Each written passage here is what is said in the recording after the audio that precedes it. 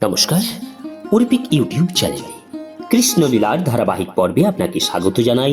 আজকের পর্ব মুচুকুন্দ উদ্ধার। চ্যানেলে যারা নতুন তাদের অনুরোধ জানাবো চ্যানেলটি সাবস্ক্রাইব করে কৃষ্ণলীলার ধারাবাহিক পর্বগুলি শ্রবণ করুন। আসুন আজকের পর্ব শুরু করি। কালযবনের দেহ আগুনে ভস্মীভূত হওয়ার কাহিনী শুনে মহারাজ পরীক্ষিত ঘুমন্ত লোকটি সম্পর্কে সুখদেবকে প্রশ্ন করেন, কি সে, আর ওইখানেই বা সে ঘুমিয়েছিল কেন?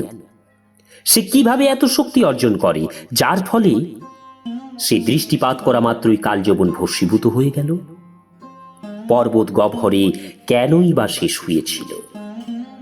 মহারাজ পরীক্ষিত সুখদেবকে এই প্রসঙ্গে অনেক প্রশ্ন করেছিলেন এবং সুখদেবেও তার সেই সকল প্রশ্নের উত্তর এইভাবে দিয়েছিলেন। হে রাজন, রাজা ইক্ষ্বাকুর যে অতি মহান বংশে ভগবান শ্রীরামচন্দ্র অবতীর্ণ হয়েছিলেন, এই লোকটি সেই বংশে জন্মেছিলেন এবং মান্ধাতা নামে পরিচিত এক মহান রাজার পুত্র তিনি। নিজেও তিনি একজন মহাত্মা ব্যক্তি এবং মুচুকুন্দ নামে তিনি পরিচিত ছিলেন। মহারাজ মুচুকুন্দ বৈদিক ব্রাহ্মণ্য ধর্ম কঠোরভাবে পালন করতেন এবং তিনি নিজ প্রতিশ্রুতি পালনে অত্যন্ত নিষ্ঠাবান ছিলেন। তিনি এমন প্রবল পরাক্রমশালী ছিলেন যে অসুরদের সঙ্গে যুদ্ধে দেবরাজ ইন্দ্র পর্যন্ত তাকে অনুনয় করতেন যাতে কৃপা করে তাকে যুদ্ধে সহায়তা করে। এই জন্য অসুরদের আক্রমণ থেকে দেবতাদের রক্ষার্থে তিনি প্রায়ই অসুরদের বিরুদ্ধে যুদ্ধ করতেন। দেবসেনাপতি কার্তিক মহারাজ মুচুকুন্দের রণনৈপুণ্যে সন্তুষ্ট হয়েছিলেন, কিন্তু অসুরদের সঙ্গে যুদ্ধে এত ক্লেশ শিকারের কারণে তিনি তাকে বিশ্রাম নিতে বলেন। দেবসেনাপতি কার্তিক মুচুকুন্দকে বলেন, হে রাজন, দেবতাদের সেবায় আপনি সর্বস্ব উৎসর্গ করেছেন। আপনার সুন্দর রাজ্যে শত্রুরা কখনো অশান্তি ঘটাতে পারেনি। বিপুল ঐশ্বর্য এবং ধনসম্পদ উপেক্ষা করে আপনি সেই রাজ্য ছেড়ে চলে এসেছেন এবং নিজ ভোগ বাসনা তৃপ্তির জন্য আপনি কখনো কিছু গ্রাহ্য করতেন না। দেবতাদের পক্ষ অবলম্বন করে অসুরদের সঙ্গে যুদ্ধ করবার সময় দীর্ঘকাল নিজ রাজ্যে অনুপস্থিতির জন্য কালক্রমে স্বজন, সন্তান এবং মন্ত্রীরা সকলেই ইহলোক ত্যাগ করেছে। কালের গতি কারো জন্য অপেক্ষা করে না। এখন আপনি যদি গৃহে ফিরে যান তাহলে সেখানে কাউকে জীবিত দেখবেন না। কালের এমনই পরাক্রম। কালক্রমে আপনার সকল স্বজনই ইহলোক ত্যাগ করেছে। কাল প্রবল এবং পরাক্রমশালী, কারণ তা হল পরমেশ্বর ভগবানের প্রতীক। তাই কাল সবচেয়ে পরাক্রমশালী অপেক্ষাও পরাক্রমশালী। কালের প্রভাবে অনায়াসে সূক্ষ্ম জিনিসেরও পরিবর্তন ঘটতে পারে, কিন্তু কালের গতিতে রোধ করতে পারে না। পশুপালক যেমন স্বেচ্ছায় পশুকে বশীভূত করে, সেরকম কালও স্বেচ্ছায় সকল বস্তুতে প্রবিষ্ট হয়। মহাকালের নিয়মকে কেউ অতিক্রম করতে পারে না। এইভাবে মুচুকুন্দকে সম্ভাষণ করে দেবতারা তাকে তার ইস্পিত যে কোনো বর প্রার্থনা করতে বললেন। ভগবান শ্রী বিষ্ণু ছাড়া কেউই জীবকে মুক্তি প্রদান করতে পারে না, আর এই জন্য ভগবান বিষ্ণু বা শ্রীকৃষ্ণের আরেক নাম হচ্ছে মুকুন্দ, যিনি মুক্তি দান করেন। মুচুকুন্দ রাজা বহুকাল নিদ্রা যাননি।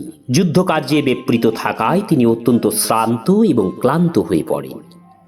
এই জন্য দেবতারা বর প্রদান করতে চাইলে মুচুকুন্দ শুধু নিদ্রা যাপনের কথা ভাবছিলেন। তিনি বললেন, হে দেব শ্রেষ্ঠ কার্তিক, আমি এখন নিদ্রা যাপন করতে চাই।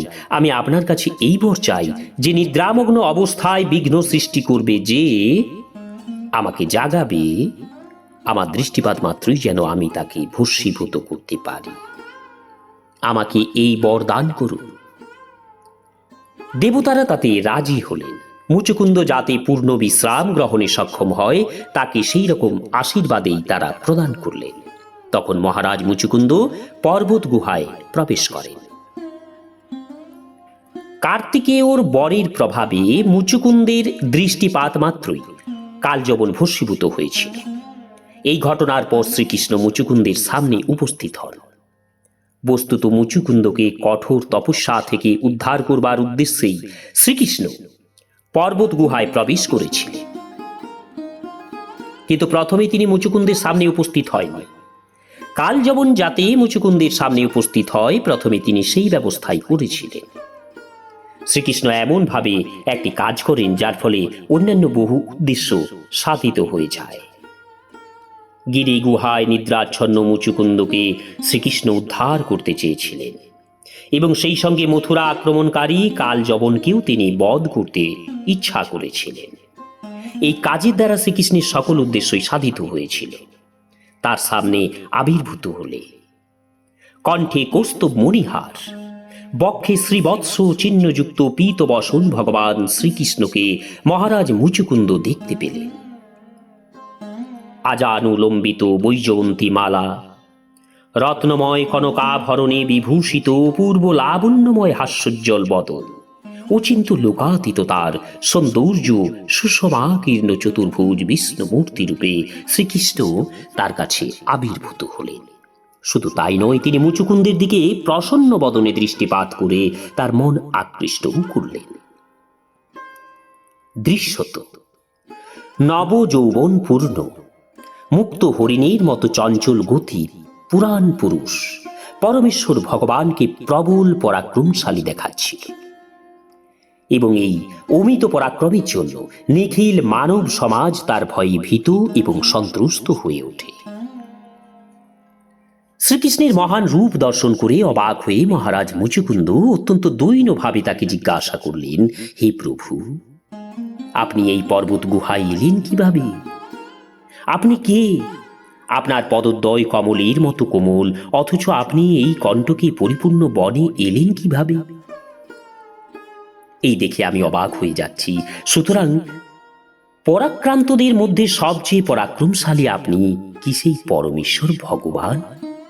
আপনি কি আলো এবং আগুনের আদি উৎস নন?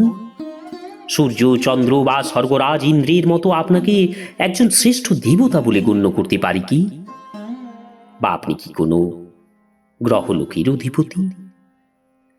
মুচুকুন্দ খুব ভালোভাবে জানতেন যে ঊর্ধ্বলোকের প্রত্যেক গ্রহে একজন অধিপতি থাকে। আজকালকার অজ্ঞ লোকের মতো তিনি মনে করতেন না যে শুধু এই পৃথিবীর জীবগুলোই পূর্ণ আর অন্য গ্রহগুলি জীব শূন্য। শ্রীকৃষ্ণ কোনো অজ্ঞাত গ্রহলোকের অধিপতি কিনা সেই সম্পর্কে মুচুকুন্দের এই ধরনের প্রশ্ন হওয়া খুবই স্বাভাবিক। শুদ্ধ ভগবত ভক্ত মুচুকুন্দ অচিরেই বুঝতে পারলেন যে এই রকম ঐশ্বর্যশালী রূপ নিয়ে আবির্ভূত শ্রীকৃষ্ণ কখনো মাইক কোনো গ্রহলোকের অধিপতি হতে পারেন না। তিনি নিশ্চয়ই অসংখ্য বিষ্ণুমূর্তির অংশী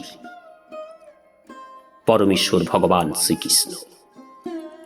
এই জন্য তিনি তাকে পুরুষোত্তম শ্রী বিষ্ণু রূপে গ্রহণ করলেন। তাছাড়া মহারাজ মুচুকুন্দ লক্ষ্য করলেন যে পরমেশ্বর ভগবানের উপস্থিতির ফলে গিরিগুহায় গভীর অন্ধকার ইতিমধ্যেই দূরীভূত হয়েছে। তাই তিনি ভগবান ছাড়া অন্য কেউ নন। তিনি ভালোভাবে জানতেন যে ভগবানের দিব্য নাম, গুণ এবং রূপাদির মাধ্যমে যেখানে তিনি ব্যক্তিগতভাবে বিরাজমান সেখানে অবিদ্যার অন্ধকার থাকতে পারে না। তিনি দীপের মতো উজ্জ্বল, তাই অন্ধকারময় স্থান চিরেই তিনি আলোকিত করতে পারেন। মহারাজ মুচুকুন্দ ভগবান শ্রীকৃষ্ণের পরিচিত সম্পর্কে জানবার জন্য অত্যন্ত উদগ্রীব হয়ে ওঠেন এবং তিনি বলেন, হে মানব কুল চূড়ামণি, আপনার পরিচয় জিজ্ঞাসার যোগ্য হলে আমার কাছে তা কৃপা করে প্রকাশ করুন। বলুন, আপনি কি? আপনার পিতৃপরিচয় কি? আপনার বৃত্তি কি? আপনার পারিবারিক প্রথা কি? মহারাজ মুচুকুন্দ ভগবানের কাছে তার নিজ পরিচয় প্রকাশ করা বুদ্ধিমাত্তর পরিচয়ক মনে করলেন। অন্যথায় ভগবানকে তার পরিচয় জিজ্ঞাসা করার কোনো অধিকার তার নেই। শিষ্টাচার অনুযায়ী নিজ পরিচয় প্রকাশ না করা পর্যন্ত একজন গুরুত্বপূর্ণ ব্যক্তির পরিচিতি অনুসন্ধান করা যায় না। এই জন্য মহারাজ মুচুকুন্দ নিজ পরিচয় ব্যক্ত করে শ্রীকৃষ্ণকে বললেন, হে প্রভু, আপনাকে আমার পরিচয় জানাতে ইচ্ছা করি। আমি প্রখ্যাত কাকু বংশজাত হলেও স্বয়ং পিতৃপুরুষের মতো মহান নই। আমার নাম মুচুকুন্দ। আমার পিতার নাম ছিল মানধাতা এবং পিতামহ ছিলেন মহারাজ যুবনাশ্য। হাজার হাজার বছর বিশ্রাম না করার ফলে আমি অত্যন্ত ক্লান্ত এবং অবসন্ন হয়ে পড়েছিলাম, আর তার ফলে আমার দেহের অঙ্গ প্রত্যঙ্গ সবই স্ফীতকায় এবং কর্মহীন হয়ে পড়েছিল। আমার দৈহিক শক্তির পুনরুদ্ধারের উদ্দেশ্যে নির্জন পর্বত গুহায় আমি বিশ্রাম গ্রহণ করেছিলাম। কিন্তু এক অজ্ঞাত ব্যক্তি আমাকে জাগ্রত করে তোলে। আমার অনিচ্ছা সত্ত্বেও সে আমাকে নিদ্রাভঙ্গ করতে বাধ্য করে। এইরকম অপরাধজনক কার্যের জন্য শুধুমাত্র তার প্রতি দৃষ্টিপাতে আমি তাকে ভস্মীভূত করেছি। আমার পরম সৌভাগ্য যে আপনার মহান সুন্দর রূপ এখন আমি দর্শন করতে পারছি। তাই আমার মনে হয় আপনি আমার শত্রুর মৃত্যুর কারণ।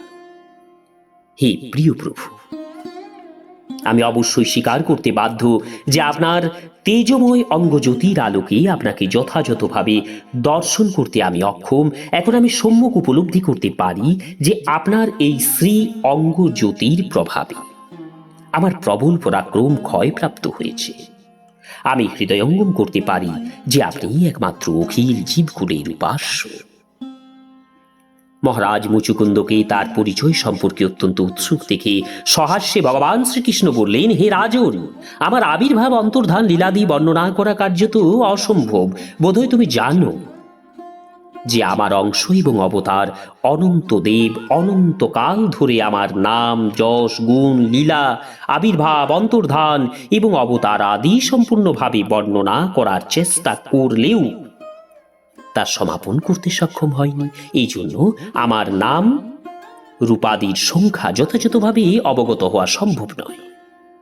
এই পৃথিবীর সমস্ত অনুকণার সংখ্যা নিরূপণ করা সম্ভব হলেও আমার অসংখ্য নাম রূপাদির সংখ্যা নিরূপণ করা বিজ্ঞানীদের পক্ষে কখনোই সম্ভব নয়। আমার বৈচিত্র্যময় রূপ লীলাদির সম্পূর্ণ তালিকা রচনায় সচেষ্ট বহু মহান মুনি ঋষি ব্যর্থ হয়েছে। আমার প্রসঙ্গে অত্যন্ত আগ্রহী হওয়ায় তোমাকে আমি জানাচ্ছি যে আসুরিক মনোভাবাপন্ন মানবদের বিনাশ করে বৈদিক ধর্ম পুনঃপ্রতিষ্ঠার উদ্দেশ্যে ইহলোকে এখন আমি আবির্ভূত হয়েছি। আর এই উদ্দেশ্য সাধনের জন্য এই ব্রহ্মাণ্ডের অধীশ্বর ব্রহ্মার আমন্ত্রণে যদুবংশের পরিবারের একজন সদস্য রূপে আমি জন্মগ্রহণ করেছি। এই যদুবংশে বিশেষভাবে বসুদেবের পুত্র রূপে আমি জন্মগ্রহণ করেছি বলে বসুদেব তনয় বাসুদেব নামে আমি জনসমাজে প্রসিদ্ধ। তুমি হয়তো জানতে পারো যে আমি কংসকে বধ করেছি পূর্বজন্মে, যার নাম ছিল কালনেমি। তাছাড়া প্রলম্বাদী অন্যান্য বহু অসুরকেও আমি নিধন করেছি, কারণ সকলেই আমার প্রতি শত্রুভাবাপন্ন ছিল।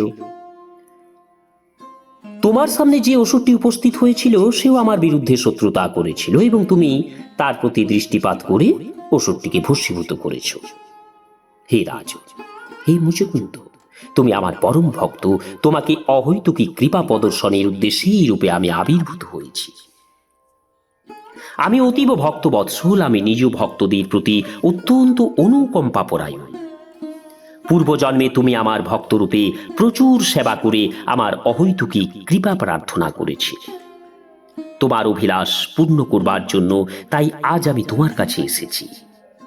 এখন প্রাণ ভরে আমার দর্শন লাভ করে তোমার হৃদয়কে তৃপ্ত করো। হে রাজ, এখন তোমার ইপ্সিত যে কোনো বর প্রার্থনা করো, আমি তোমার ইচ্ছা পূর্ণ করতে প্রস্তুত। আমার শাশ্বত ধর্ম হচ্ছে আমার শরণাগত ভক্তের সকল মনোবাঞ্ছাই পূর্ণ করা। মহারাজ মুচুকুন্দকে ভগবান শ্রীকৃষ্ণ বর প্রার্থনা করতে বললে মুচুকুন্দ আনন্দে উৎফুল্ল হয়ে ওঠে। তৎক্ষণাৎ তিনি গর্গমুনির ভবিষ্যৎবাণী স্মরণ করেন। বহুকাল আগে গর্গমুনি ভবিষ্যৎবাণী করেছিলেন যে বৈবস্বত মনুর অষ্টবিংশ চতুর্যুগে ভগবান শ্রীকৃষ্ণ ইহলোকে আবির্ভূত হবেন। এই ভবিষ্যৎবাণী স্মরণ করা মাত্র তিনি বুঝতে পারলেন যে পুরুষোত্তম নারায়ণ ভগবান শ্রীকৃষ্ণ রূপে তার সামনে এখন উপস্থিত। তাই ভগবানের চরণ কমলে পতিত হয়ে তৎক্ষণাৎ তিনি স্তব করতে শুরু করলেন। হে প্রভু, হে পরমেশ্বর ভগবান, এখন আমি উপলব্ধি করতে পারছি যে ইহলোকের জীবকুল আপনার বহিরঙ্গা মায়া শক্তির প্রভাবের দ্বারা অনেক ইন্দ্রিয় ভোগ বাসনায় বিমোহিত। মাইক কার্যে সম্পূর্ণরূপে নিয়োজিত হওয়ায় তারা আপনার পদারবিন্দ সেবায় বিমুখ হয় এবং ভগবৎ শরণাগতি লব্ধ সুখে বঞ্চিত হয়ে তারা সংসার দাবানলে নিপতিত হয়। মূর্খের মতো তারা নানা দুঃখপ্রদ তথাকথিত সমাজ, মৈত্রীর এবং প্রীতির ভালোবাসায় অনুরক্ত হয়। মায়া মোহে আচ্ছন্ন হয়ে নারী পুরুষ প্রত্যেকেই এই ভব সংসারে আসক্ত হয়। বঞ্চক এবং বঞ্চিতের এক বিরাট সমাজের সকলেই একে অপরকে বঞ্চনায় নিয়োজিত করে। মনুষ্য জন্ম লাভ করে তাদের এই পরম সৌভাগ্যের কথা এই মূঢ়রা জানে না, তাই তারা আপনার চরণাবিন্দু সেবায় বিমুখ। আপনার জড়া প্রকৃতির প্রভাবে তারা শুধু জড় কর্মের চাকচিক্যের আসক্ত হয়ে রয়েছে। অন্ধকার কূপে পতিত বাক শক্তিহীন নীরব পশুর মতো তারাও তথাকথিত সমাজ, মৈত্রী, ভালোবাসাময় অবিদ্যা অন্ধকারময় সংসার কূপে পতিত হয়। এখানে অন্ধকারময় কূপের উদাহরণ দেওয়া হয়েছে। যেমন বহুকাল ধরে অব্যবহৃত অনেক কূপ মাঠে তৃণাচ্ছাদিত অবস্থায় থাকে। কূপের অবস্থান সম্পর্কে না জানার ফলে অজ্ঞ হতভাগ্য পশুরা ওই কূপে পতিত হয়।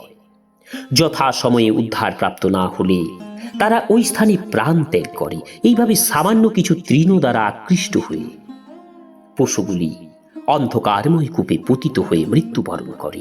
এইরকম মানব জীবনের গুরুত্ব সম্পর্কে আজ মূঢ়রা কোনো রকম কার্যকর উদ্দেশ্য সাধন না করেই শুধু ইন্দ্রিয় সম্ভোগ করে দুর্লভ মানব জীবনের অপব্যয় করে মৃত্যু মুখে পতিত হয়। নমস্কার, আজকের পর্ব এখানেই শেষ করছি। মুচুকুন্দ শ্রীকৃষ্ণের সাক্ষাতে তার কি কি স্তব করেছিলেন আসবো আগামী পর্বে। চ্যানেলে যারা নতুন তাদের অনুরোধ জানাবো চ্যানেলটি সাবস্ক্রাইব করে কৃষ্ণলীলার ধারাবাহিক পর্বগুলি শ্রবণ করুন।